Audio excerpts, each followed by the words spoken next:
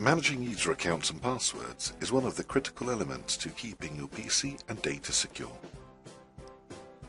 A user account is an identification used to log in or access data on your computer and network.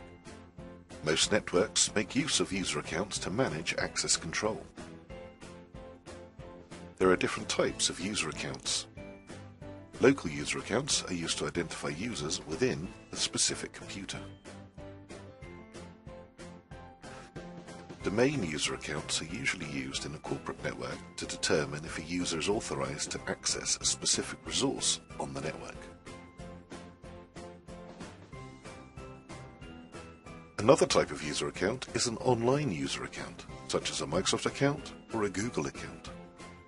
A Microsoft account, formerly known as a Windows Live ID, is a free email address account used to sign in to Microsoft devices and services such as Skype, Hotmail, Outlook.com, OneDrive, and Xbox Live. If you log into computers using a Microsoft account, your files, photos, contacts, and settings can follow you to any device, meaning your online experience is synchronized across different devices with a single account. Here are some don'ts with regards to user accounts. Do not use or share the same account with multiple users. Do not tell others your user account information.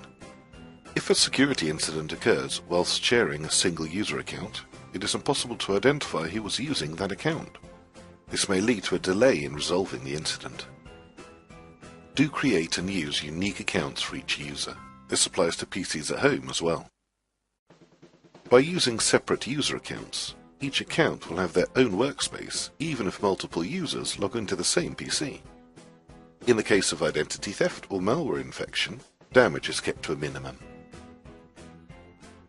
To create a user account on Windows 10, click the Windows logo at the bottom left of the screen. Click Settings by selecting the cog icon and click Accounts. After clicking Family and Other People on the left, you can create a user account. Now let's talk about passwords. A password is a string of characters used for user authentication when you log on to a PC or access online services. You must set a password that cannot be easily guessed. Using your name, birthday, or phone number is obviously not a good idea. Passwords should be at least 8 characters long and made up of a mixture of upper and lowercase letters, as well as numbers and symbols. Do not reuse a password across different online services. Relying only on passwords for authentication is not as secure as it used to be, because passwords can be stolen.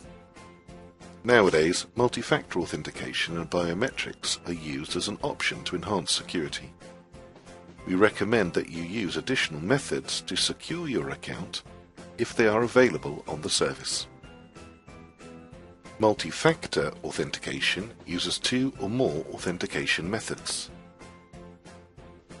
Normally, a user is authenticated if their user ID and password are correct, but multi-factor authentication would require, for example, the entry of a code number, privately communicated to the user by phone as the second factor.